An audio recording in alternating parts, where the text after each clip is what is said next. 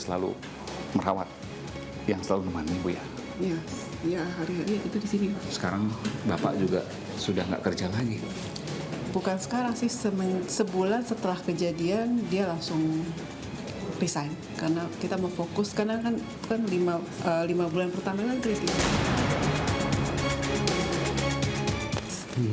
Jadi itu benar-benar tidak bisa ditinggal. Tidak bisa kita ditinggal. nggak bisa tinggal. Ibu Saya sendiri pun nggak kuat untuk stay sendiri, sih nggak kuat. Jadi ayahnya saya sama ayah berdua. Jadi akhirnya setelah sebulan kejadian, ayahnya udah ngerasa dia nggak bisa fokus juga untuk kerja, dan kondisi anak juga masih kritis. Akhirnya dia memutuskan juga untuk resign, tidak bekerja. Jadi kita berdua semenjak itu udah fokus ke Sultan, untuk Sultan. Nggak ada yang tahu ke depan seperti apa. Sultan, sini sebentar. Nggak ada. Dan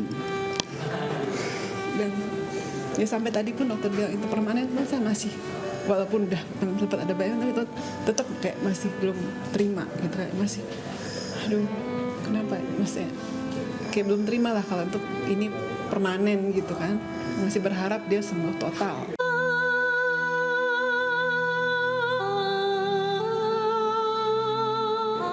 Itu aja sih. nggak ada lain selain doa ibu untuk Sultan untuk kembali normal apapun itu yang terjadi. Ya, insya Allah doa kita nggak pernah putus, kita selalu minta sama Allah. Ya selain pasrah ya. Jadi ibu yakin semua ini bisa dijalani Sultan akan jadi diplomat. Insya Allah. Tapi ngeliat saya lihat perjuangan dia awal-awal sampai sekarang, saya yakin dia bisa. Dia sudah melewati masa-masa paling beratnya. Dia sudah, ya itu 5 bulan pertama dia kritis itu sangat berat buat dia, menahan rasa sakit, trauma, dan ya. Yang paling berat memang masalah psikologis. Sangat Apa yang ibu sampaikan ke Sultan? Tetap jadi Sultan, Bunda. Tetap semangat. Karena kalau dengan dia semangat, kami tambah semangat, tambah kuat. Ya nak ya? Terima kasih.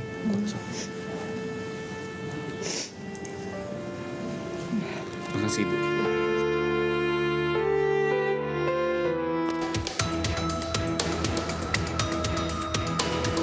Dan pemirsa, saya sudah bersama dengan ayahda dari Sultan Rifat Fatih, Mas Fatih Nurul Huda. Ya. Sehari-hari di sini sebelumnya 5 bulan ya, Januari kan kejadian? Ya, kalau sekarang berarti hari ke 250. Hari ini pas 250. Dihitung dari hari-hari. Ya, saya selalu menghitung, soalnya saya selalu buat satu jurnal atau diary. Apa yang saya lakukan itu sangat manfaat lah pasti. Karena ini untuk story-nya anak saya juga. Oke, kondisinya seperti apa? Tentu itu perkembangannya dicatat Iya, terus. saya update terus. Ada penambahan kemampuan misalnya?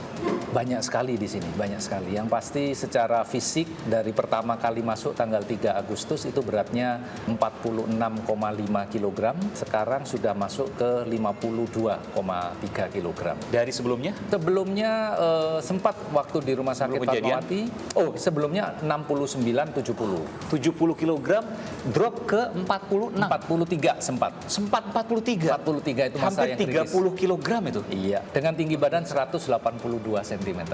Bayangkan pemirsa, 182 cm ya. Iya. Itu 70 kg ideal tuh ya. Yes. Lalu kemudian drop sampai 43 kg berat badannya. Iya. Saya mau tunjukkan, ada fotonya dulu ya waktu Ya. sebelum kejadian ya. Ada. Saya akan tunjukkan ini pemirsa.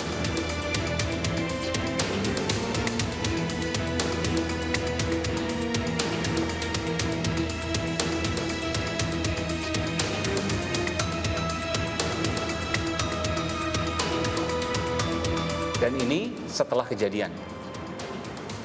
Luar biasa. Ini Iya. seperti orang yang berbeda ya. Sangat berbeda. Saya pun sudah habislah air mata untuk situasi ini. Jadi sekarang tinggal kita ikhlas untuk menjalani hari-hari merawat anak saya ini, Mas. Saya mau tanya soal biaya gimana?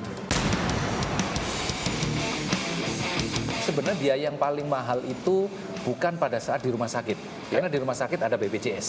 Ya. Tapi pada saat dia dirawat jalan, Oke. dirawat di rumah, itulah biaya yang keluar banyak sekali, Mas. Contohnya apa? Makanan, suplemen. Dia tidak bisa makan makanan biasa. Dia harus makan satu susu khusus. Impor? Itu import dari Jerman. Oke. Itu Berapa itu? Harganya satu botol itu lebih kurang 40 sampai 50 ribu satu Oke. botol. Konsumsinya rata-rata satu hari itu 6 sampai 8 botol. Berarti 400.000 satu hari untuk susu Iya, saja. hanya untuk susunya Belum saja. suplemen, Belum vitamin suplemen dan lain yang sebagainya. lain. Betul. Jadi Itu contohnya. sehari habis berapa itu kalau dihitung? Kalau sehari average mungkin 700 sampai 1 juta selama di rumah itu bisa terjadi.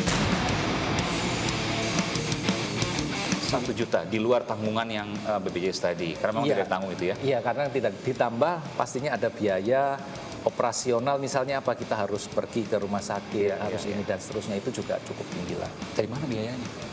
Ya pasti kita sementara dari pribadi ya, karena ya alhamdulillah sampai detik ini belum ada support, belum ada atensi dari pihak yang bertanggung jawab Bali Tower itu. Saya mendengar sampai mau jual rumah, betul? Ya, Itu rumah satu-satunya. ya betul. Tinggal di mana nanti kalau dijual? Ya kita belum berpikir kemananya, tapi ini hanya antisipasi, ini anak prioritas. Kita tidak boleh putus pengobatan, apapun yang kita lakukan harus kita ambil risiko itu. Soal nanti biaya apa tinggal di mana, kita ya masih ada orang tua kita di dekat situ juga, Bintaro Permai. Mungkin itu salah satu alternatif. Tinggal yang kembali kita- di rumah orang tua. Yes, betul.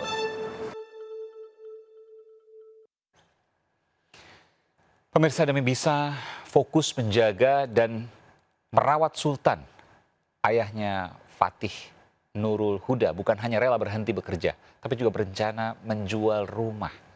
Belum ada kesepakatan antara pihak Sultan dan Bali Tower pemilik fiber optik. Uang kompensasi pun belum diterima hingga saat ini. Bagaimana kelanjutannya? Kami akan segera kembali di The Prime Show with Aiman.